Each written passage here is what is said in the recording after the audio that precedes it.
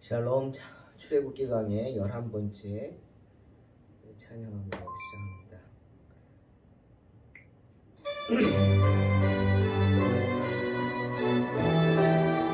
당신은 영광의 왕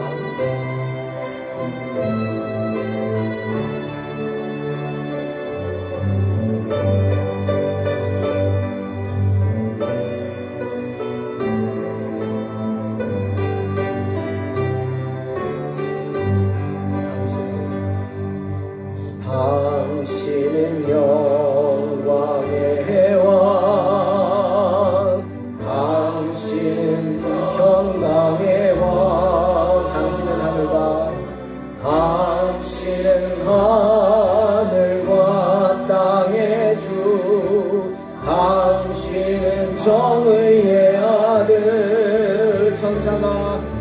천사가 무릎 꿇고 예배하며 경배하네 영원한 생명 말씀 당신은 예수 그리스도 주 호산나 다윗의 아들께 호산나 불러 왕 중의 왕 높은 하늘엔 영광을 예수 주 메시아네 주님은 영광의 왕 주님은 평강의 왕 주님은 평강의 주님은 하늘과 땅의 주 주님은 정의의 아들 주님은 정의의 아들 아멘 천사가 무릎 꿇고 예배하며 경배하네 영원한 생명 날 주님은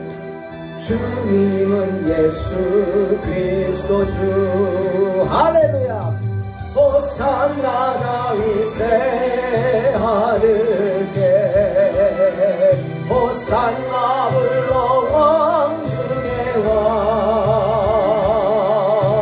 높은 하늘엔 영광을 예수 주 메시아네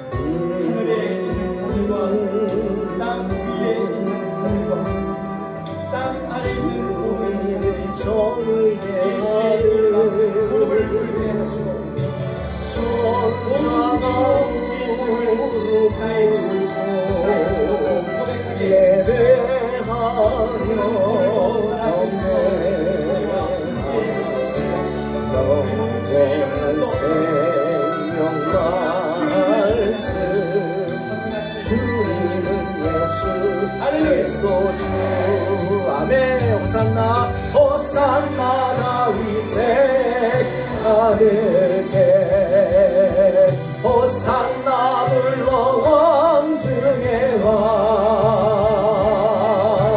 높은 하늘엔 영광을 예수 주 메시아네 호산나 다윗의 자손 호산나 다윗의 자손께 호산나 불러 왕 중의 왕 높은 하늘엔 영광을 예수 주 메시아네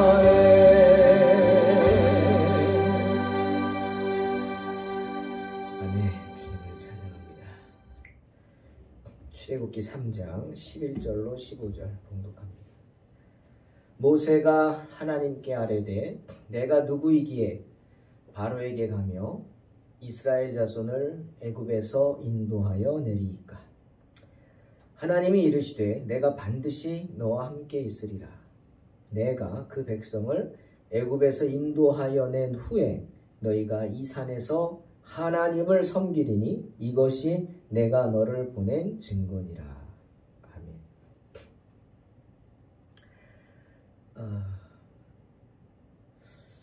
하나님께서는 호렙산에서 양을 치던 목자인 모세를 부르십니다. 어디 멀리 오라고 부르신 것이 아니라 바로 모세가 양을 치던 현장, 그 호렙산에서 부르십니다. 좀 의미 있는 이야기입니다. 하나님은 우리를 얼토당토하는 모습으로 부르시지 않습니다. 우리가 있는 그곳에서, 우리의 삶의 현장에서 우리를 부릅니다. 누구나 목사가 되고 누구나 선교사가 되고 그런 것은 아닙니다. 우리는 다 하나님의 부르심을 받은 하나님의 사역자들입니다. 주님의 사역을 하는 사역자죠. 현장에서 주님의 주신 사명 감당하는 사역자들입니다. 그런데 모세는 호렙산에서 부르셨지만 하나님은 모세에게 특별한 뜻을 두고 계셨어요. 바로 주의 종 삼기를 원하십니다. 모세를 애굽으로 보내셔서 이스라엘 백성의 지도자를 삼기를 원하셨고, 그래서 그들을 출애굽시키셔서 약속의 땅, 바로 이스라엘에게 주신 젖과 꿀이 흐르는 가나안 땅으로 데려가기를 원하셨습니다. 그 인솔자로 모세를 선택하신 거죠. 그런데 오늘 본문에 보면 모세가 그런 하나님의 부르심을 거부하는 듯합니다. 이유가 있죠. 거부하는 게 아니라 두려워하는 겁니다. 내가 그런 부르심을 받기에는 너무 부족하다고 생각한 것입니다. 그런 모세를 주님이 설득하는 곳이 바로 오늘 본문입니다. 정말 놀라운 이야기죠. 오늘 본문에서 창조주 하나님은 피조물인 인간 모세와 대화하기를 원하십니다. 피조물인 모세가 창조주 하나님의 물음에 토를 답니다. 이의를 제기하죠. 이의를 제기하면서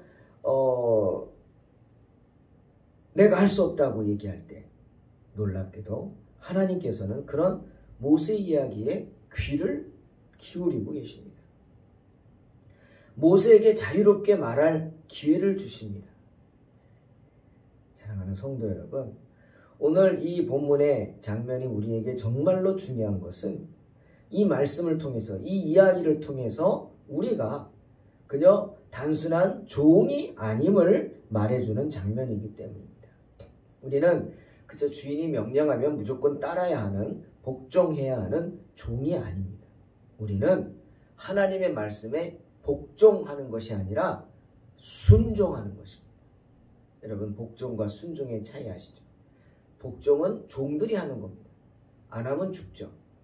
하지만 순종은 아들이 하는 겁니다. 아버지의 마음을 알고 아버지의 뜻을 알고 아버지의 생각을 알아서 기꺼이 즐거운 마음으로 하는 겁니다. 복종을 강요당한 종들은 자기 목숨이 잘못될 지경에 이르면 도망갑니다.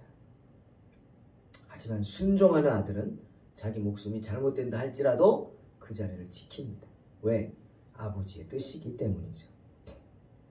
하나님은 우리가 주의 종이라고 말은 하지만 복종하기를 원치 않으시고 순종하는 자가 되기를 원합니다. 그래서 우리를 아들 삼으신 거죠. 때문에 오늘도 이렇게 거부하는 모세를 하나님이 설득합니다. 하고 싶은 얘기 다 하라고, 자유롭게. 그리고 그 말을 들어주십니다. 그리고 그 궁금한 부분, 또 두려워하는 부분에 대해서 하나님이 응답을 하십니다. 여러분, 저와 여러분은 로봇가 아닙니다. 우리 그런 얘기 하잖아요. 하나님의 섭리를 얘기할 때 그럼 우린 뭐냐? 하나님의 섭리대로 다 가면 우린 뭐냐? 아니죠. 아니죠. 여러분 경우의 수라고 들어보셨죠? 저는 통계학을 전공해서 참 많이 들었습니다. 정말 어려운 학문이죠. 통계학은 경우의 수를 따지는 거예요. 그 경우의 수는 이런 식이 있고 이렇게 있고 이렇게 있는 겁니다. 여러분 한라산 정상 올라가는 방법은 한 가지만 있는 게 아니에요. 공식적인 루트는 4가지가 있어요. 4코스가 있잖아요. 한라산에. 어느 쪽으로도 가도 올라갑니다. 그러나 가는 길이 다르죠. 어떤 길은 좀 길어도 좀 덜 힘들고, 어떤 길은 짧지만 아주 가팔라서 힘들고, 어느 길은 잘 다듬어져서 편하게 갈 수 있지만 어느 길은 너무 다듬지 못한 곳이라 힘들게 올라가야 돼요. 다릅니다. 경우의 수죠.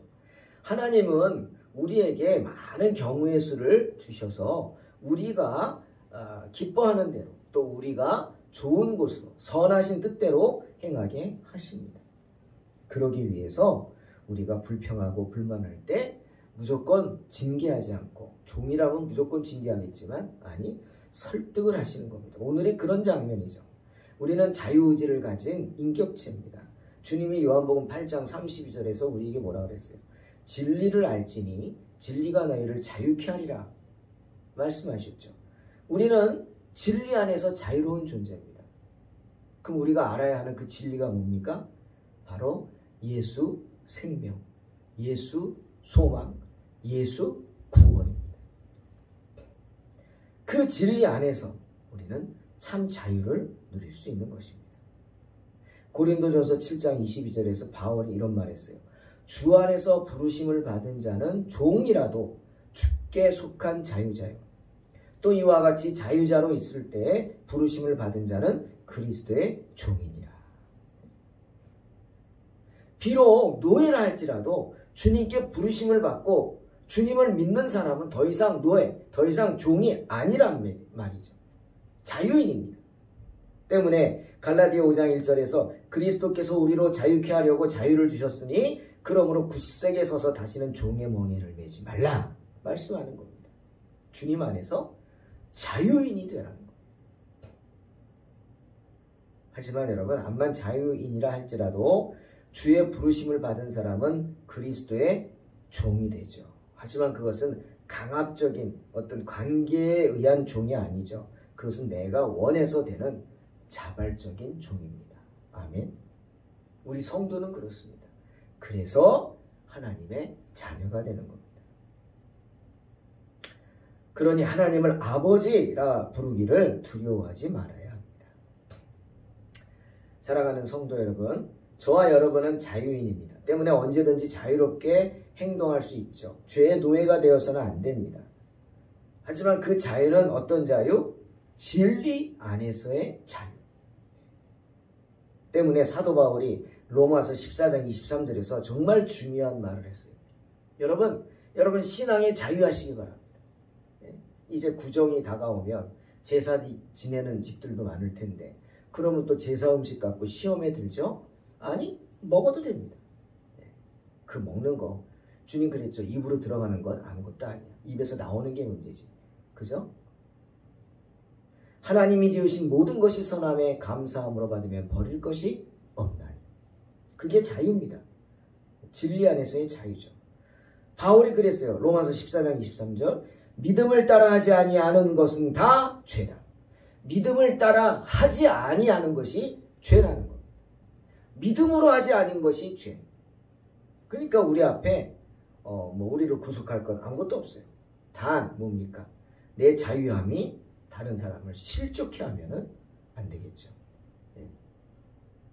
그 남을 실족해 하면서까지 내 자유를 이기는 그런 이기적인 마음을 하나님은 절대로 기뻐하지 않습니다. 때문에 바울은 그랬어요. 차라리 불의를 당하고 차라리 굶고 그게 낫다 이거죠.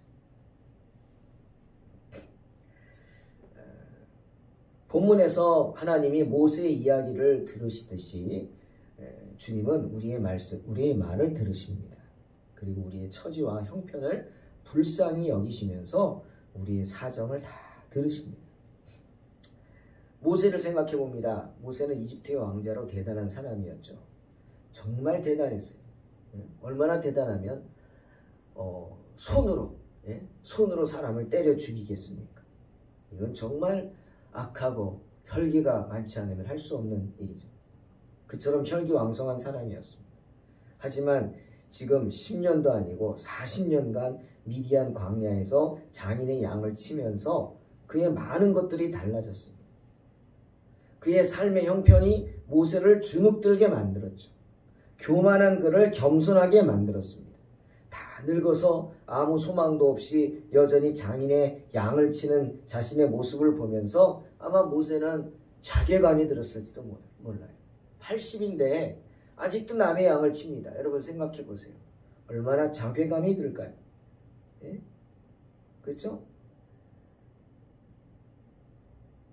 그래서 기적을 보고도 주님의 부르심에 응답하고도 주저한 것입니다. 다 늙어 아무 소망도 없이 여전히 장인의 양을 치는 내 모습. 정말 그 마음이 어떨까요? 나는 할 수 없습니다. 나는 부족합니다. 라고 엎드리는 것입니다. 어떻게 보면 겸손한 거죠. 그런데 사람을 손으로 때려 죽일 정도로 혈기왕성한 모세를 그렇게 겸손하게 만드는데 40년의 시간이 걸렸어요. 그 40년의 기간이 회중을 호령하면서 말 잘하던 모세를 어떻게 만들었어요? 입술이 어눌한 자로 만들었어요.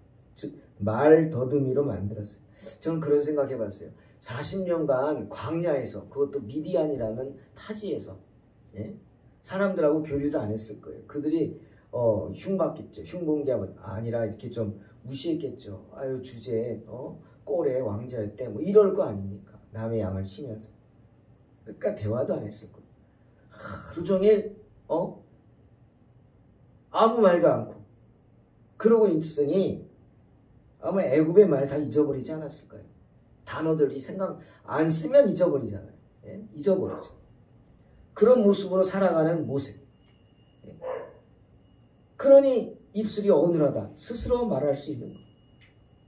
말더듬이가 되었습니다. 사랑하는 성도 여러분, 주님께 쓰임받기 위해서는 겸손해야 합니다. 나는 죽고 내 안에 주님이 사셔야죠.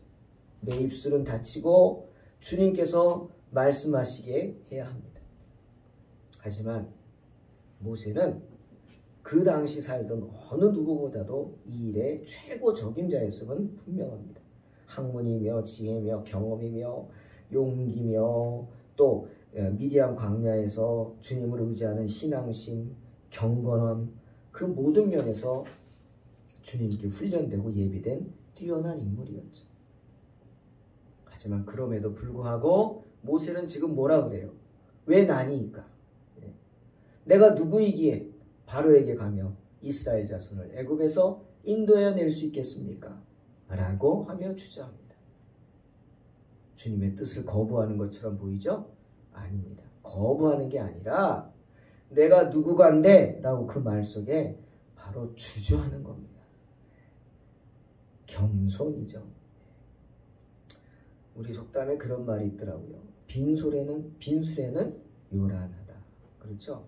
속이 빈 술에는요 덜컹덜컹 시끄럽습니다. 가득 차 있으면 시끄럽지 않죠. 또 있어요. 익은 벼는 고개를 숙인다. 맞죠? 나달이 많이 달린 것은 스스로 고개가 숙여지는 겁니다. 그러니 능력이 뛰어난 사람일수록 되게 자신을 낮게 평가합니다. 겸손하다는 이야기죠. 성경에 그런 예가 하나 있습니다. 이스라엘의 왕이었던 여룻바알이라는 사람한테 아들이 70명이나 있었습니다. 그런데 그 중에 아히멜렉이라는 사람이 아주 교활했어요. 그리고 잔인하기까지 했죠. 아히멜렉은 내가 왕이 되겠다는 생각에 자기 외가집 사람들을 동원합니다. 세겜 사람들을 막 충동해가지고 다른 형제들을 한꺼번에 다 죽여버리고 그들을 뒤엎고 왕이 됩니다. 그때 가까스로 남은 아들이 하나 있었는데 요담이죠. 그 요담이 감람나무와 무화과나무와 포도나무와 가시나무를 예를 들면서 사사기 9장에서 교만한 아히멜렉과 세겜 사람들을 책망합니다. 이렇게 말하죠. 하루는 나무들이 나가서 기름을 부어 자신들 위에 왕을 삼으려 하여 감람나무에게 이르되 너는 우리 위에 왕이 되라 하매 감람나무가 그들에게 이르되 내게 있는 나의 기름은 하나님과 사람을 영화롭게 하나니 내가 어찌 그것을 버리고 가서 나무들 위에 우쭐대리요 한지라. 깊은 의미가 있는 지적입니다. 감람나무, 이스라엘 사람들한테 늘 가까이 있죠. 하지만 제사에 사용되는 그 기름이 사용되는 감람류, 정말 이스라엘 사람들이 귀하게 여기는 나무입니다. 그런 귀한 감람나무, 그 나무가 왕이 되어달라고 하는 요구를 거절한다는 겁니다. 왜죠? 자기 역할을 알기 때문이에요. 나는 기름을 짜서 하나님께 드려야 되는데 그것도 벅차다는 겁니다. 그것도 힘이 든데 어떻게 왕이 되어서 나무들 위에 우쭐대겠느냐? 예? 무슨 말이에요? 겸손한 겁니다. 왕에게 드려지는 나무가 왕이 될 수 없다? 누가 그것을 듣겠어요? 그런데 스스로가 그렇다고 말합니다. 겸손한 거죠. 근데 지금 하나님 앞에서의 모세의 말도 그런 거죠. 하나님 말씀을 거절하는 게 아니라 40년의 시간이 모세로 하여금 이렇게 겸손하게 만들었어요. 민수기 말씀처럼 이 세상에서 모세처럼 겸손한 사람은 없다 그랬어요. 하나님. 비록 모세가 그 일을 해낼 수 있는 최고의 적임자이긴 하지만 모세는 하나님 앞에서 자신을 낮추고 있습니다. 여러분, 성경에 겸손에 대한 말씀을 몇 가지 봅니다. 야고보서 4장 10절 주 앞에서 낮추라. 그리하면 주께서 너희를 높이시리라. 잠언 3장 34절 진실로 그는 거만한 자를 비웃으시며 겸손한 자에게 은혜를 베푸시나니. 잠언 11장 2절 교만이 오면 욕도 오거니와 겸손한 자에게는 지혜가 있느니라. 잠언 18장 12절 사람의 마음의 교만은 멸망의 선봉이요 겸손은 존귀의 길잡이니라. 야고보서 4장 6절 그러나 더욱 큰 은혜를 주시나니 그러므로 일렀을 하나님이 교만한 자를 물리치시고 겸손한 자에게 은혜를 주신다 하였느니라. 베드로전서 5장 6절 그러므로 하나님의 능하신 손 아래에서 겸손하라. 때가 되면 너희를 높이시리라. 사랑하는 성도 여러분, 하나님께서는 이처럼 자신을 낮추는 자에게 은혜를 베풀어 주십니다. 하나님은 내가 할 수 없다고 이 일을 제기하는 모세의 말 하나하나를 들으시고 하나하나 답변해 주십니다. 그리고는 대답하시죠. 두 가지를 약속하십니다. 첫째는 12절 하나님이 이르시되 내가 반드시 너와 함께 있으리라. 하나님은 모세에게 언제나 너와 함께 있겠다. 당신의 임재를 약속하십니다. 모세가 하나님을 찾을 필요가 없어요. 왜? 언제나 모세 곁에 하나님이 계시기 때문이죠. 또 한 가지, 하나님은 모세에게 성공을 보장하십니다. 내가 그 백성을 애굽에서 인도하여 낸 후에 너희가 이 산에서 하나님을 섬기리니 이것이 내가 너를 보낸 증거니라. 모세가 성공할 것을 보장하시죠. 그리고 이스라엘 백성이 이 산에서 하나님을 섬기게 될 것, 이 호렙산에서 하나님을 섬기게 될 것을 확증하십니다. 사랑하는 성도 여러분, 오늘 말씀을 보면서 그런 생각을 했습니다. 하나님이 어떤 분인가?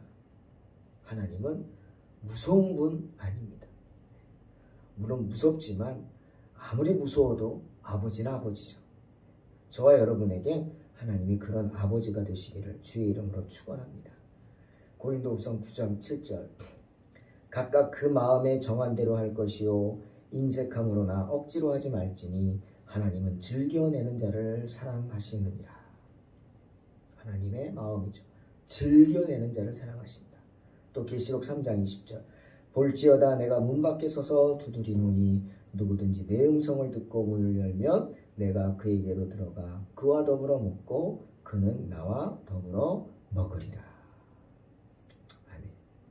우리 하나님은 이런 분이십니다. 하나님은 모세가 제기한 이의에 답하시면서 모세를 설득하셨습니다. 그렇듯이 하나님은 저와 여러분 언제나 인격적으로 대해주시고 우리가 알지 못해서 하나님 앞에 죄를 짓는 경우는 우리를 불쌍히 여기시고 빨리 그 죄악된 길에서 돌이키게 하여 주실 것입니다. 하나님은 우리가 즐겨내기를 원하십니다. 시간도 즐겨내고 마음도 즐겨내고 또 억지로 문 열지 않으십니다. 그저 문 밖에 서서 두드리면서 내 음성을 듣고 문을 열기를 기다리십니다. 그렇게 하면 더불어 먹고 더불어 마신다 약속하시죠. 언제든지 우리가 마음을 열고 그 부르심에 순종하며 감사한 마음으로 시간과 마음과 물질을 즐겨내는 자, 그런 자를 주님은 사랑하시고 축복하신다는 말씀입니다. 우리가 때로는 주의 일을 하면서 마음에 내키지 않는 부분도 있을 것이죠. 하지만 내 머리는 모르지만 내 가슴으로 주의 사랑을 알고 느끼기 때문에 나도 모르게 그 일에 순종하는 경우들이 있습니다. 왜? 내 안에 성령께서 우리 마음을 인도하시기 때문이죠. 능력이 없다고요? 주실 것입니다. 그러니 언제나 주의 말씀에 순종하면서 주님께 모든 것을 즐겨드리는 복된 성도들이 되시기를 주의 이름으로 축원합니다. 기도하겠습니다. 하나님 감사합니다. 우리는 언제나 어리석어서 하나님의 뜻을 알지 못해서 거부할 때도 많고 불평할 때도 많고 원망할 때도 많지만 주님 그런 저희들 불쌍히 여기셔서 언제나 우리의 불평과 불만 끝까지 들으시고 설득하시며 감싸주시고 이해해주시고 품어주실 줄로 믿습니다. 부족한 저희들 언제나 주님 안에 정말 축복받는 복된 성도들 되게 도와주시옵소서. 감사드리며 예수님의 이름으로 기도하옵나이다. 아멘.